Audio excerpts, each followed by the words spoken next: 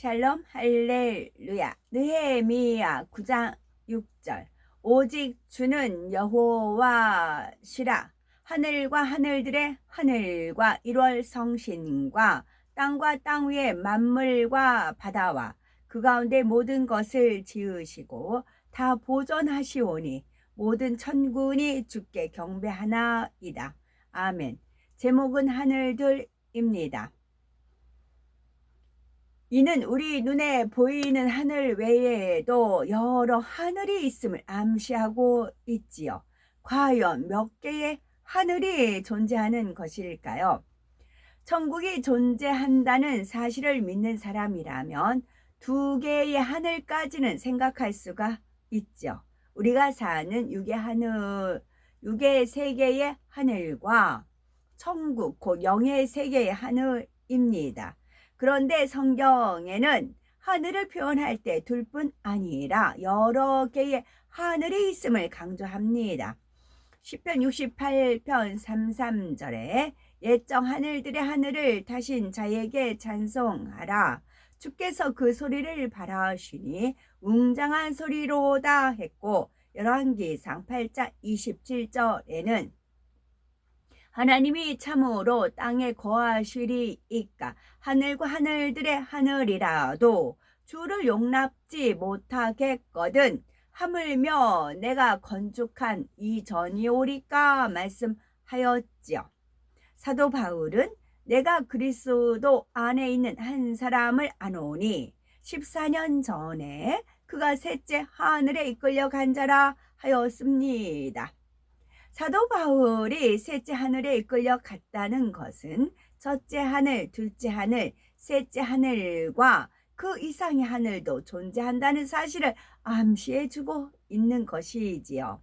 그런가 하면은 스데반 집사는 보라, 하늘이 열리고 인자가 하나님 우편에 서신 것을 보노라 함으로써 사람이 영안이 열리면 영의 세계를 볼 수가 있고 천국이 실존하고 있음을 말해주지요. 오늘날에도 과학자들도 하늘이 여럿임을 인정을 합니다. 일례로 미국의 저명한 물리학 교수 맥스 스테크마크는 평행 우주론을 통해 우리가 사는 우주 외에도 다른 우주가 존재하는데 각각의 우주가 물리적 성격, 즉 시간과 공간적인 특징이 전혀 다를 수 있다고 했지요. 이는 곧 여러 하늘이 있음을 뒷받침해 주는 것입니다. 여러 하늘을 크게 두 종류로 나눌 수가 있는데요. 우리 눈에 보이지 않는 영의 세계의 하늘과 우리가 사는 육의 세계의 하늘이지요. 우리가 사는 지구가 속한 우주 곧 육의 세계의 하늘이 첫째 하늘이라면 둘째 하늘부터는 영의 세계에 속합니다. 둘째 하늘에는 에덴 동산이 있는 빛의 영역과 악의 영들이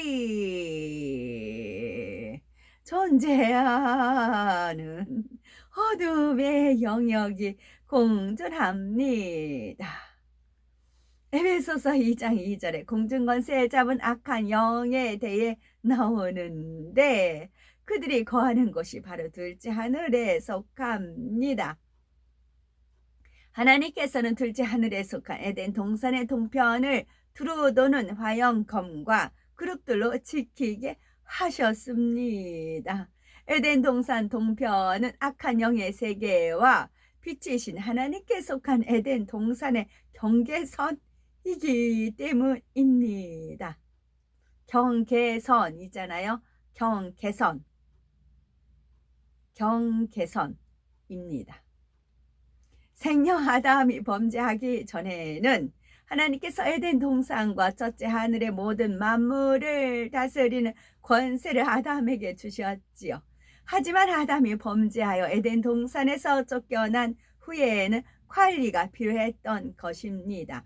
또한 아담이 죄를 범하기 전에는 에덴 동산의 사람들이 자유롭게 첫째 하늘에 속한 지구를 오갈 수 있었지만 아담이 범죄한 후에는 죄악이 따르게 되었습니다. 우리가 사는 지구가 속한 첫째 하늘과 에덴 동산이 속한 둘째 하늘의 시간이나 공간의 개념은 전혀 다릅니다.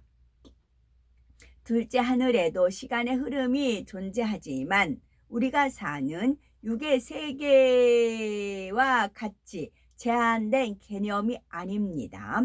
에덴 동산에서는 아무리 세월이 지나도 사람이 늙거나 죽는 일이 없고 사물이 변질되거나 소멸되는 일이 없습니다.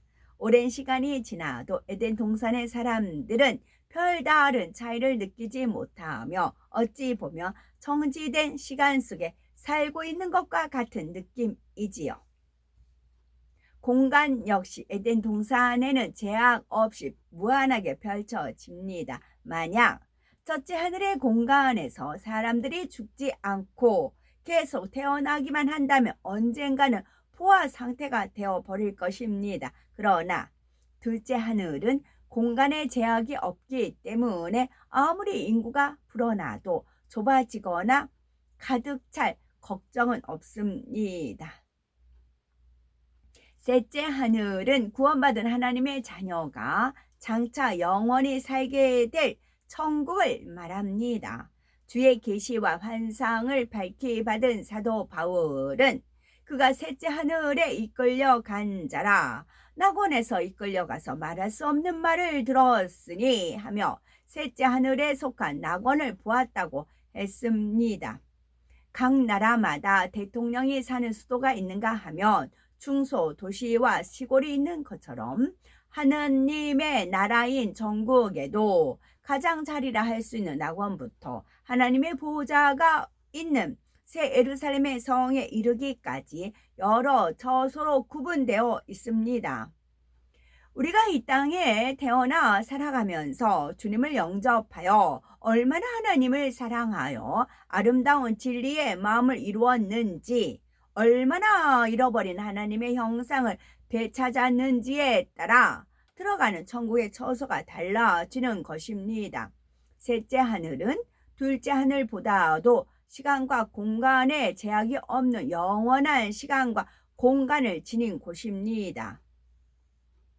그래서 첫째 하늘에 사는 사람들의 제한적 사고로는 셋째 하늘 곧 천국의 시간과 공간을 이해하기가 쉽지 않습니다. 예를 들면 고무풍선에 바람을 불어넣기 전에는 풍선 자체의 좁은 면적과 부피가 있지만 얼마나 바람을 불어넣느냐에 따라 자유자재로 풍선의 면적과 풍선의 부피가 변하지요.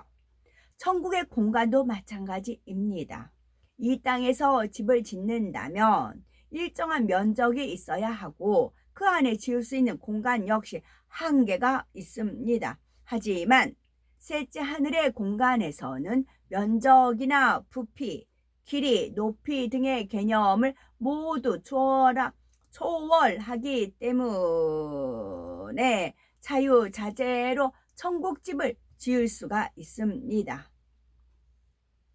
넷째 하늘은 태초에 하나님께서 공간 분리 이전에 계시던 근본의 하늘을 의미합니다. 이곳에서는 시간이나 공간이라는 표현 자체가 무의합니다.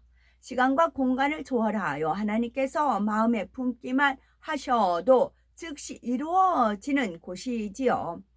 부활하신 주님께서는 유대인들을 두려워하여 문을 굳게 닫고 집안에 숨어있는 제자들에게 나타나셨습니다. 아무도 문을 열지 않았는데도 그들 가운데 나타나신 것이지요. 또 후련히 갈릴리 해변에 있는 제자들에게 나타나 함께 식사하시기도 하셨지요.